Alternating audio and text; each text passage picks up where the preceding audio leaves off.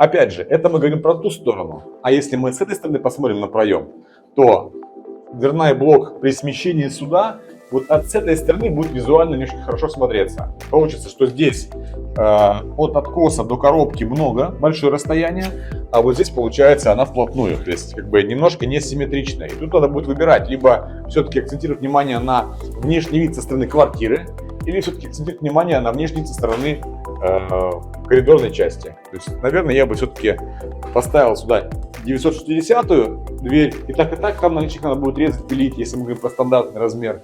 А отсюда, получается, отцентровал бы относительно этих двух откосов и поставил бы ровно по центру.